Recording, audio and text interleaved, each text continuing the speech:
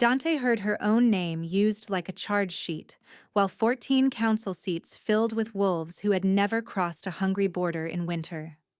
Cellini stood 2 rows ahead, poised and immaculate, reading from codified summit procedure with the calm of someone who expected the room to obey. Delegate Dante Darkhollow of Ashvale initiated unauthorized accusation against founding pacts, disrupted floor order, and compromised summit security, Celine said. I move for immediate expulsion of Ashvale's delegation before the final alliance vote. The hall did not erupt, which scared Dante more than shouting would have. The stillness meant calculation. 9 founding high packs had sent their best predators, and each of them was deciding whether Ashvale mattered enough to keep. Rowan, her cousin and alpha of Ashvale, stood to her left with his jaw set hard enough to crack a tooth. He had told her not to file the motion on day 2. He had told her border packs survived by choosing quiet over pride. His silence now carried all the words he did not say in public.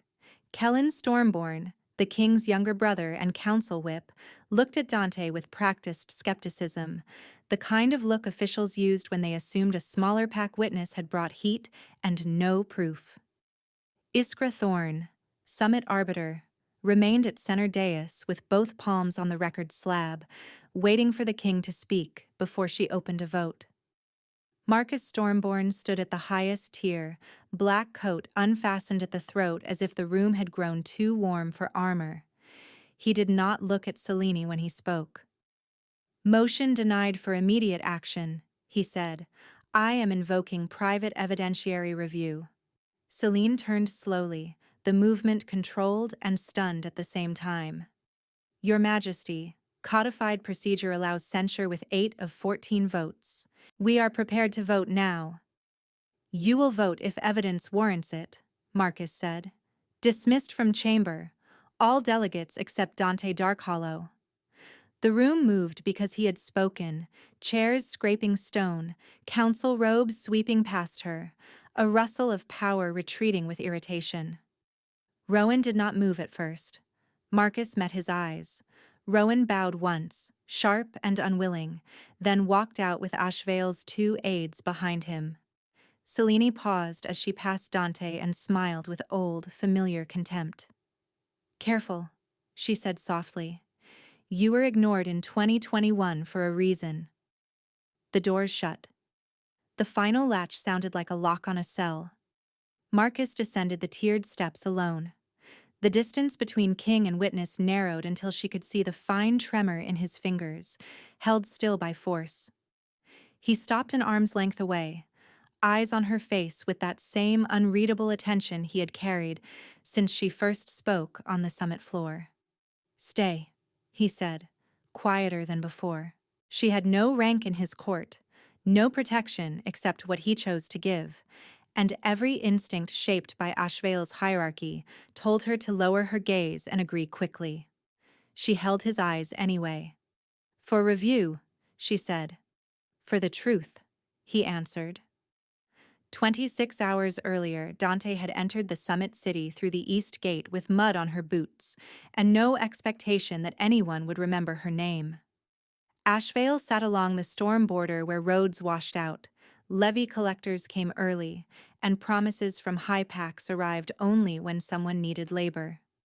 Dante had served as beta for 4 years, which meant she settled disputes, rationed winter stores, and listened to elders describe compromise as maturity, whenever compromise cost Ashvale more than anyone else.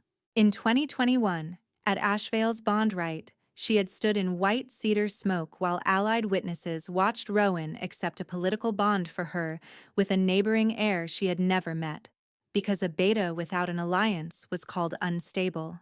She had spoken 1 sentence, asked for choice under old law, and Cellini Crowmore, then guest delegate for a major pack, had laughed in the witness ring and called her unclaimed noise. The heir rejected the bond publicly. No one challenged it.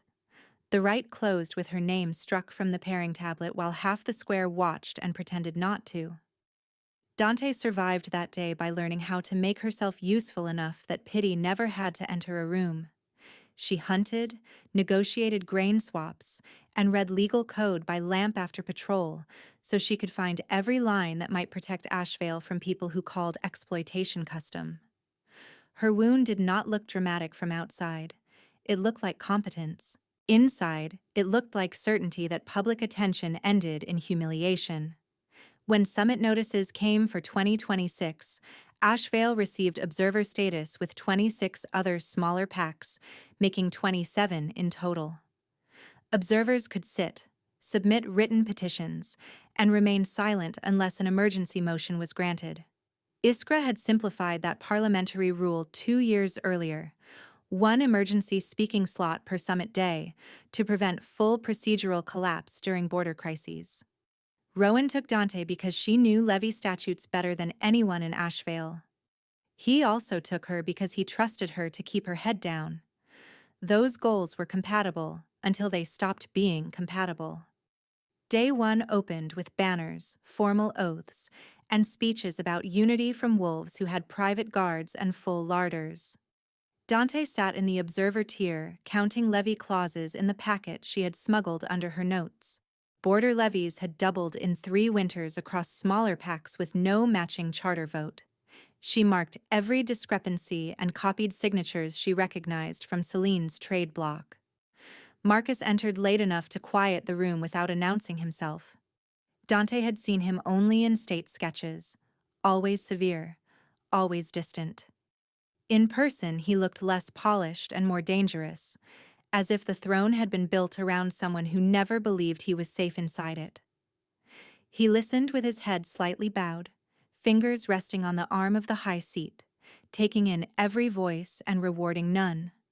She did not expect him to notice her in a gallery of smaller pack delegates. His gaze found her once, briefly, then moved on. She told herself she imagined it because people with real power never looked twice at women whose names had been erased in public. Day 1 ended with ceremonial feasts, smaller packs attended from side tables. Rowan avoided conflict by speaking to logistics staff and quartermasters, building small favors that kept Ashvale supplied through winter. Dante watched Celine work the room, collecting nods from 3 high-pack envoys and 1 council elder. Every interaction carried invisible arithmetic. Kellen crossed Dante's path near the archive corridor and asked why Ashvale's beta spent a feast near legal stacks instead of donors. His tone held mild disdain sharpened by curiosity. "Because your levy language is broken," Dante said. His mouth twitched, almost amused. "Observers do not amend royal code. Observers still bleed under it." He left without answer, which felt like dismissal. It planted something else too, because an hour later she found a sealed copy of prior levy votes at her seat with no clerk mark, a file normally restricted to council aides. She did not know whether Kellen sent it. She knew the records confirmed her suspicion. Votes had never passed for half the collections now enforced at the border. Day 2 began with transport petitions and hunting rights disputes. Iskra called for emergency motion filings at midday, 1 slot available. Dante stood before her own courage caught up and submitted Ashvale's request on levy abuse tied to border seizure penalties. Rowan saw her hand over the tablet and went white with anger. "Withdraw it," he said in a whisper sharp enough to cut. "Celine can bury us for this." "She has already been burying us," Dante replied. "I can name where." Iskra reviewed 6 emergency motions. She granted Ashvale's. The chamber shifted toward the observer ring with collective irritation. Smaller packs were expected to thank the summit for scraps, not force the floor open. Dante walked down stone steps that felt steeper with every breath. She heard the old 2021 echo in her body, smoke in her lungs, witnesses waiting for her to fail politely. Her palms were slick. Her knees shook once and steadied. She began with numbers, because numbers were harder to dismiss than a woman's fear. 27 observer packs recorded levy increases in the past 3 winters. Only 9 founding high packs hold initiating authority on levy code. I reviewed the council archive. No valid vote exists for half the increases currently enforced at border checkpoints. Murmurs rippled through the seats. Celine rose immediately. Observer delegate is alleging fraud without chain of custody. Iskra lifted one hand. She has floor protection under emergency rule. Sit. Dante kept speaking. She named collection points, seizure dates, and the signatures that authorized each order. She did not accuse everyone. She accused specific offices tied to Celine's block. By the time she finished, the chamber had shifted from bored to hostile. Rowan stepped forward from the observer section and grabbed her elbow hard enough to leave a mark. Enough, he said through his teeth. You made your point. She turned her arm free. I made the first part. Celine moved for expulsion within minutes, arguing Ashvale had abused emergency privilege and endangered summit order. Delegates from 2 high packs backed her. Dante braced for Iskra to call the vote and end it. Marcus spoke first. No expulsion hearing until private review. His voice did not rise. The room stopped anyway. Celine challenged him publicly, citing procedure. He accepted the procedure and changed the sequence, which was worse for her, because it looked fair. He ordered all delegates dismissed except Dante. The command landed exactly where her title had promised, the most powerful man in the room choosing which reality held. That was the moment in the cold chamber when he asked her to stay. Night settled over the citadel while stormlight crawled along the high windows. Marcus led Dante to a smaller review room lined with map tables and oath stones older than the kingdom itself. 2 guards waited outside. Kellen entered with a ledger slate and shut the door behind him, eyes hard on her as if he expected fabrication. Present evidence, Marcus said. Dante laid out copied levy records, seizure orders, and merchant manifests that showed cargo rerouted through Celine's allied ports. She expected argument on each point. Kellen tested chain of custody with ruthless precision and found no break. Iskra arrived midway, called by royal seal, and validated document authenticity against Summit archive stamps. When Iskra confirmed the last ledger, the room went very quiet. Marcus remained still for a long breath, then looked at Kellen. Immediate protective orders, he said. Ashvale delegates, archive clerks attached to these records, and witness escorts for all Observer Pack Alphas named in seizure logs. Kellen frowned. That scope exposes intent before we control narrative. Issue them. The order was disproportionate by any political standard. Dante knew it. Kellen knew it. Marcus knew it and gave it anyway, choosing risk over deniability in front of her. Her body reacted before her mind could frame it, a sudden loosening in her chest that felt alarmingly close to trust. She resisted it. You do this because the case touches your counsel, she said. Not because of me. His eyes held hers without blinking. I do it because witnesses survive long enough to testify. The statement was practical. His tone was not. Dante felt the mismatch and filed it under dangerous unknowns. Iskra departed to secure sealed record custody. Kellen stayed, assessing Dante like a puzzle that had refused a predicted shape. If even one line here is wrong, he said, Celine will turn you into proof that border packs cannot handle floor power. Dante nodded. One line being wrong helps her less than all lines being hidden.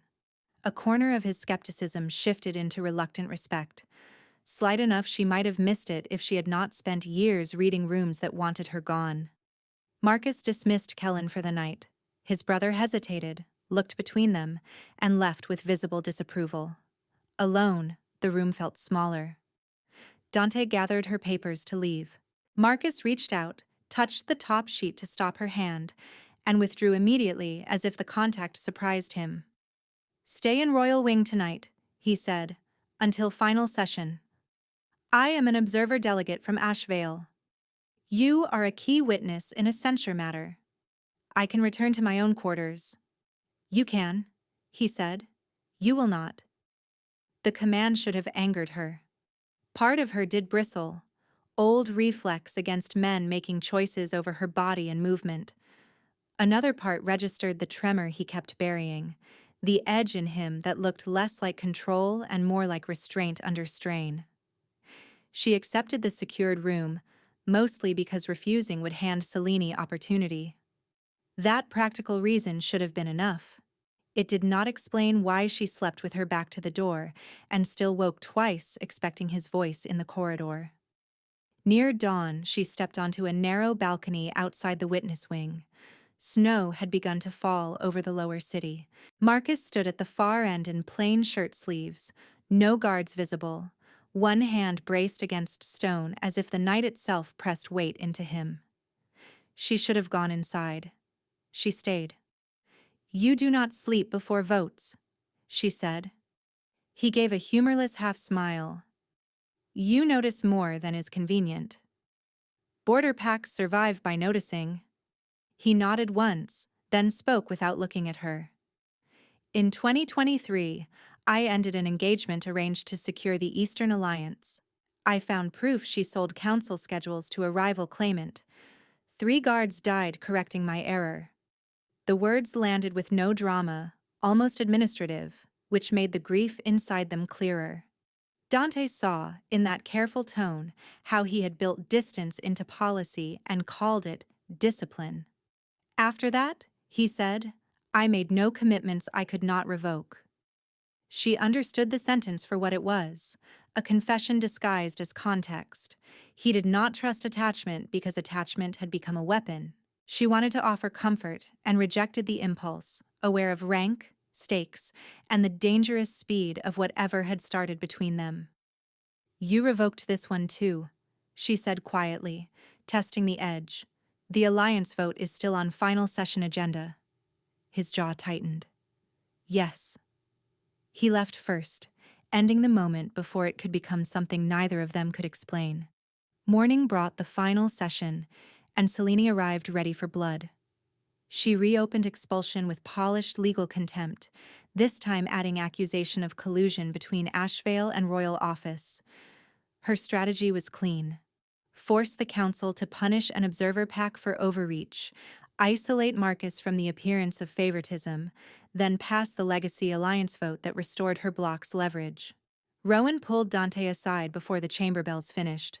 His voice stayed low, urgent, and rough from a night without sleep. "If expulsion fails, Selene's block will punish Ashvale at the border. They can choke our transit lanes in a week. They can call inspections until our winter grain rots in carts. I cannot protect us from that alone." Dante had waited years to hear him say fear plainly, and the admission hurt more than anger ever had. His caution had never been cowardice. It had been arithmetic done with too little power. She touched the inside of her forearm where his fingers had marked her on day 2, looked him in the eye, and gave him the only answer she had left. "Get me to the record microphone when Iskra opens witness reply. Once I am on record, they cannot bury this as hallway rumor." He hesitated, still the alpha who had survived by yielding early. The hesitation broke when Kellen approached with 2 royal guards and handed Rowan a sealed strip bearing the king's signet. "Protective writ," Kellen said. "Temporary witness immunity for Ashvale delegation remains active through adjournment." Rowan scanned the seal, exhaled once, and tucked it into his coat. "Through adjournment is not long enough." "Then help us pass the charter clause that extends it," Kellen answered, meeting Dante's gaze as he said it. Skepticism had not vanished from him. It had changed shape into a challenge he meant for an ally, not an opponent. The chamber called to order. Iskra stood. Selene opened the expulsion motion with practiced offense, listing procedural grievances, decorum violations, and one pointed reference to Dante's alleged instability under pressure. It was the same argument as 2021 in formal language. This woman is inconvenient. This woman is unfit. This woman should be removed before she speaks again. Dante felt the old humiliation rise in her throat and refused to swallow it. Iskra called for vote on expulsion of Ashvale delegation. 14 council stones lit one by one across the slab. Dante counted in silence as each color settled. 5 for expulsion. 9 against. Selene held herself still through the count, and that stillness fractured only at the eyes when Iskra read the result aloud. Expulsion motion fails. Ashvale delegation retains standing for remaining agenda. Dante's knees went weak with relief she did not have time to feel. Selene had failed to remove her, which opened the censure hearing Selene had tried to avoid when private review began. Iskra moved straight into it before the room could recover. Censure petition against Delegate Selene Crowmore is now active under codified summit procedure, Iskra said. Evidence from private review enters record. Kellen rose as council whip and carried the authenticated ledger bundle to the center dais himself. He could have assigned a clerk. He did not. Archive verification complete, he said, voice sharp and public. Unauthorized levies were enforced without valid initiating votes. Seizure orders traced through offices under Crowmore Trade Block coordination. Witness Dante Darkhollow's filings are accurate in material findings. The words landed harder than any of Dante's own statements had because they came from a storm born in open chamber. Selene pivoted to attack his impartiality, implying he had been pressured by royal preference. Kellen did not look at Marcus when he answered. I was tasked to test the evidence for weakness, he said. I found none. The censure vote opened. Again, Dante counted stone by stone. 9 for censure, 5 against. Iskra struck the slab once with her staff. Motion carries. Selene Crowmore is formally censured and removed from summit seat for the remainder of session. Record to note abuse of levy authority and witness intimidation. For the first time since day one, Selene looked uncertain. Guards stepped to either side of her. She turned toward Dante with the same expression she had worn in 2021, contempt polished to shine, yet the room no longer reflected it back. Power had left her by procedure, which was the only language she had ever trusted. She stopped at the aisle and spoke over her shoulder, voice low and venomous. This changes nothing at your border. Iskra heard it. Add supplemental note, she told the record clerk. Retaliatory interference threat entered under censure findings. That note mattered. Dante knew it instantly because threats entered on record became enforceable triggers under charter law. Rowan's fear shifted from private dread to admissible fact. Selene was escorted out. The bronze door closed. A strange hush followed. Not peace, only the silence of a room recalculating after a predator left. The Legacy Alliance vote came next. This was the one Marcus had admitted he could still choose, still revoke, still use to keep his kingdom stable after censure chaos. The proposed alliance promised shipping security with Eastern fleets and support from 2 of the 9 founding pacts. Losing it would cost him leverage before winter. Dante watched him take his seat and felt the balcony confession return like a bruise pressed from inside. Iskra read the alliance terms into record. Debate opened. 2 council elders urged immediate ratification to calm markets after the censure upset. 1 delegate warned that rejecting it now would look personal and reckless. Marcus listened without moving, eyes forward, jaw set. For one suspended breath, the story narrowed into his perspective. The chamber reduced to lines of risk he had mapped 100 times. Kingdom first, vulnerability buried, commitment kept revocable so no one could bleed him through it again. He saw Dante below the rail, shoulders squared despite exhaustion, and understood the old map had already failed because his protection orders, his refusal to expel, and his brother's public corroboration had crossed every line of deniability he once treated as survival. When Iskra called for the king's position, he stood. Withdraw the alliance vote, he said. Outrage broke across 3 council rows at once. 1 elder demanded rationale. Another accused him of jeopardizing crown continuity over a temporary scandal. He did not raise his voice to meet them. In 2023, I chose a strategic bond over my own judgment and buried 3 guards, Marcus said, each word clipped and exact. I will not repeat that error with the throne or with my mate. The last word hit the chamber like a struck bell. Dante forgot to breathe. He descended from the high tier and stopped beside her in full view of the 14 seats, the 9 founding pack banners, the observer gallery, and every witness who had watched her be diminished since she walked in. Dante Darkhollow, he said, looking only at her, I claim you under blood and crown. The pull of recognition moved through her body, fierce and undeniable. Not command, not control. The deep biological certainty of being seen by the one wolf she could never mistake for polite interest. She had feared this moment since 2021 because public attention had always meant loss. This time the attention did not strip her name. It restored it. Iskra stepped forward at once, procedural as ever.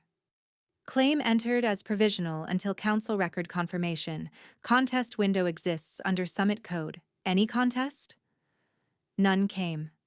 Even the delegates, furious about the alliance withdrawal, stayed silent, reading the room and the law and the king's expression. Iskra lifted the record stylus. Confirmation vote on royal mate claim and associated record corrections. Stones lit across the slab. 10 in favor, 4 opposed. Confirmed, Iskra said. Record update required. Addendum 1. Dante Darkhollow recognized as royal mate and treaty voice for Ashvale under Summit authority. Addendum 2. Ashvale bond right entry from 2021 marked unlawful coercive pairing attempt under revised consent standard. Name strike nullified. Public standing restored. Dante heard the words and had to grip the rail to stay steady. The same kind of public room that had once erased her had now put restoration into law, where no whisper could undo it. The chamber should have ended there in shock and factional damage control. Marcus kept it moving because stalling would let fear regroup. He turned back toward Iskra. Next agenda, he said. Reform Charter. This was the part Rowan feared most, because reform without protections would leave Ashvale exposed to polite retaliation once Summit attention moved on. Kellen took the floor before anyone else could dilute the text. Proposed charter revision includes 4 enforceable clauses, he said. 1. Levy actions at border checkpoints require valid initiating vote logged before collection. 2. Witness immunity for observer delegates extends 12 months after testimony in active censure matters. 3. Border packs retain guaranteed transit access through founding pack corridors during that immunity period, with penalties for retaliatory obstruction. 4. 1 emergency speaking slot per summit day remains protected and cannot be suspended by delegate motion.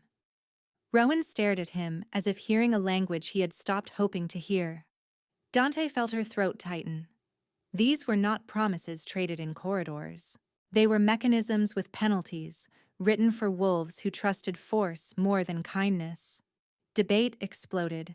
2 high-pack delegates called the protections an overreach that would tie enforcement hands. 1 argued witness immunity invited frivolous accusations. Kellen answered each point with evidence from Dante's ledgers and Iskra's verified findings. He had entered this summit seeing Dante as a risk. He now defended her record as the standard the chamber had failed to meet. The vote count started badly, 3 no stones lighting before any yes. Dante felt the room tilting toward defeat.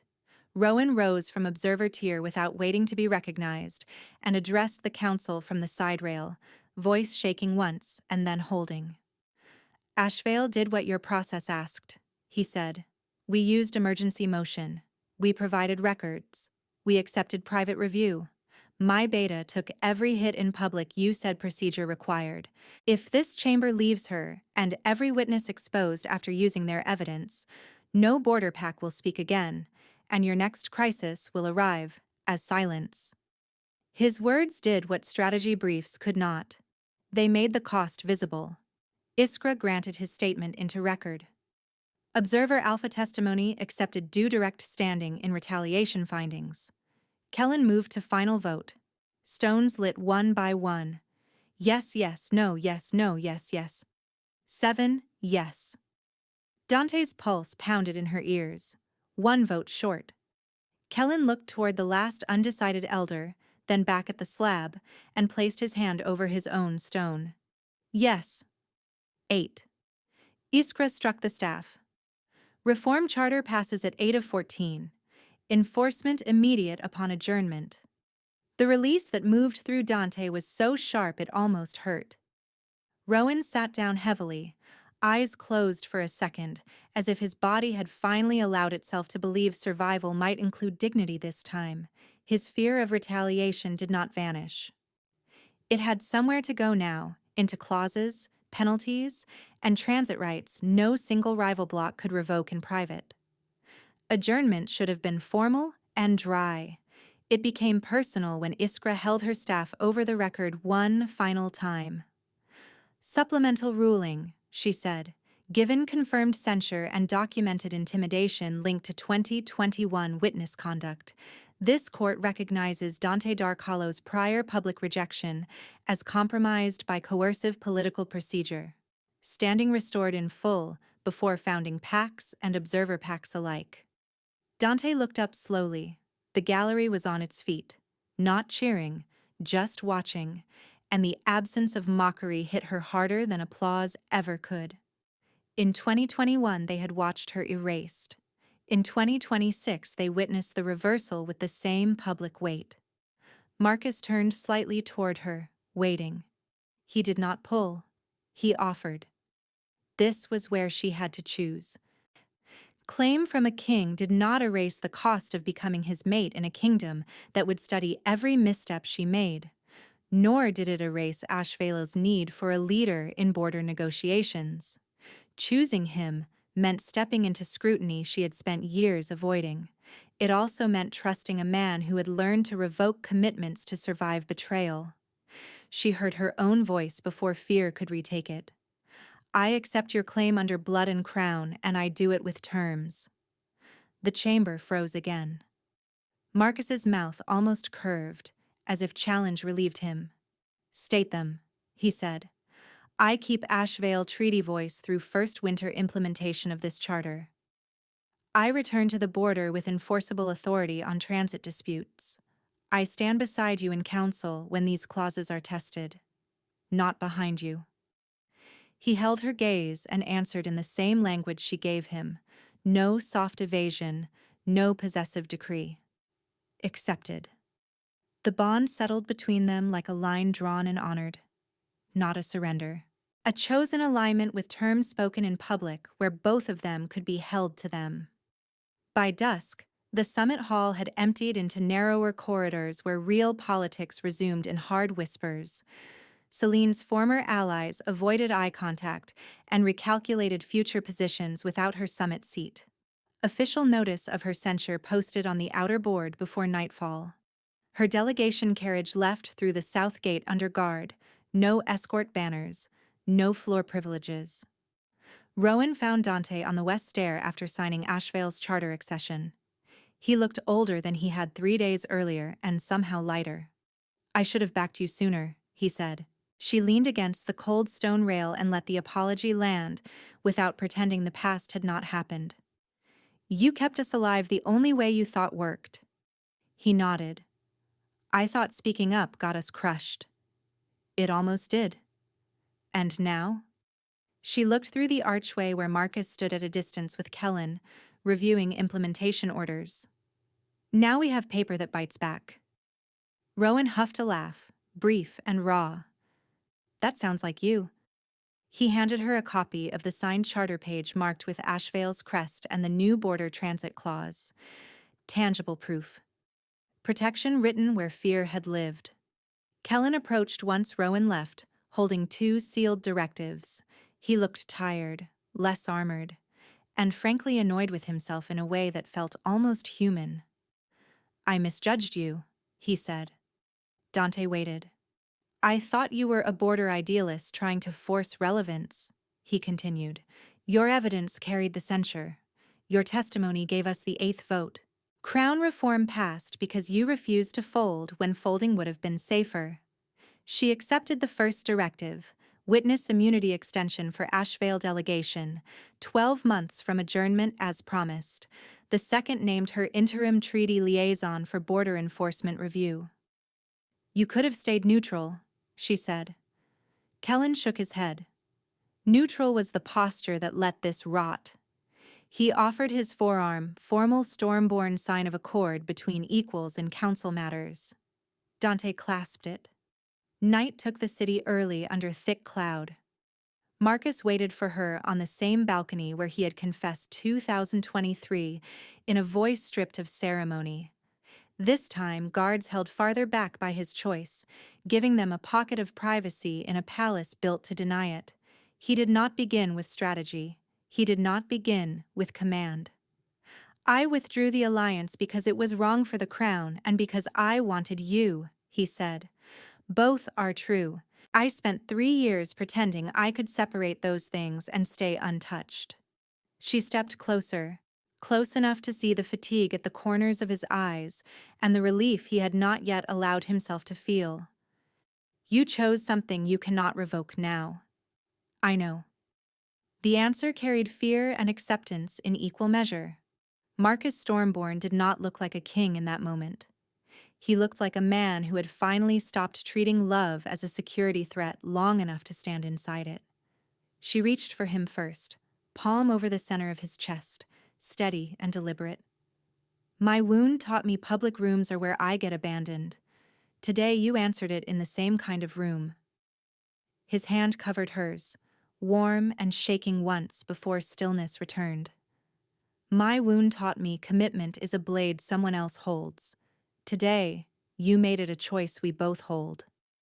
When he kissed her, it was not a performance for banners or witnesses. It was quiet, certain, and deeply human, a promise sealed after procedure had done its work and left two people exposed enough to mean it. 3 weeks later, winter had closed the high pass and Ashvale's transit wagons still crossed without illegal levee stops. The first attempted obstruction triggered charter penalty within a day because Dante filed the breach with Iskra's office under the new enforcement channel, and the offending checkpoint captain was suspended before sunset. News traveled fast. Retaliation costs had become real. Dante worked from Ashvale's council house by day and Storm Court by Relay Crystal at night, drafting implementation notes with Kellen and fighting over language with regional stewards who disliked oversight. Rowan chaired village ration meetings without flinching every time a high-pack courier rode in. Fear had not vanished from him.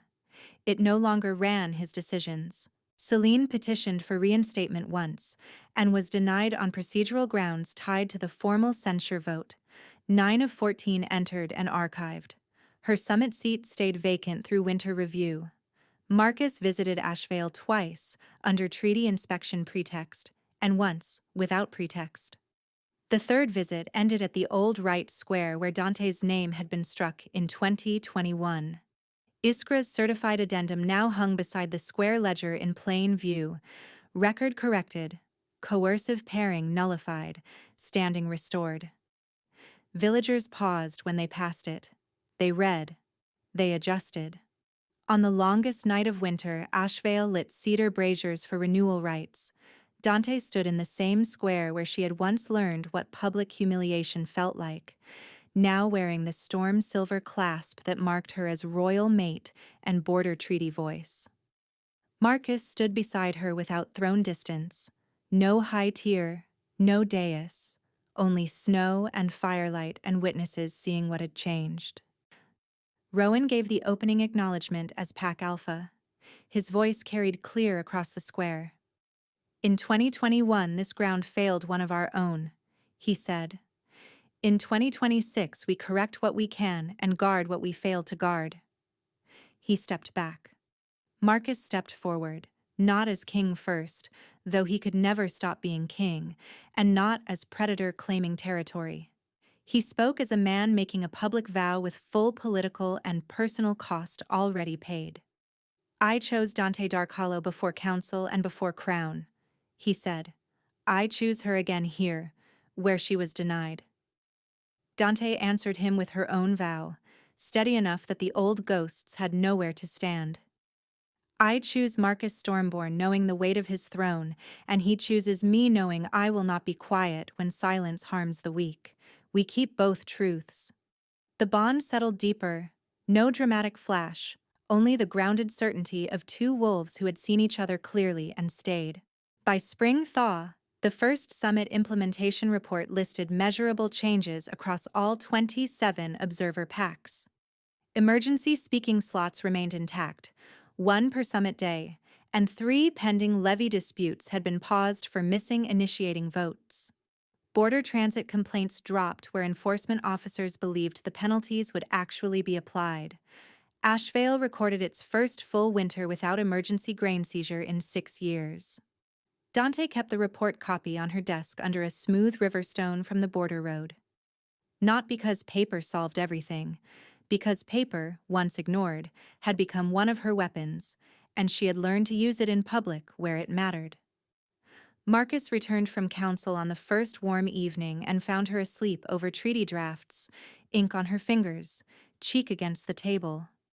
He carried her to their room without waking her, then sat beside the bed watching her breathe with the same focus he once used to map threats.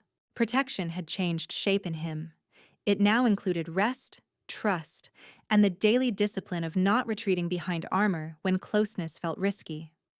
At the next summit notice, Ashevale appeared not in observer margins but in treaty consultations, with Dante named directly in the liaison line.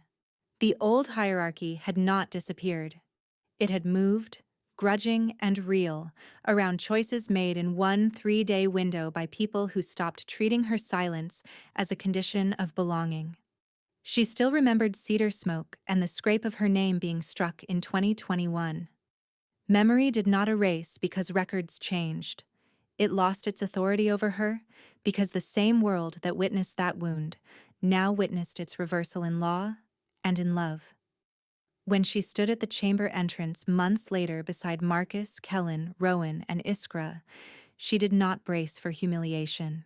She checked the agenda, adjusted the charter copies under her arm, and walked in, knowing exactly what she could do in a public room and exactly who would stand when she did.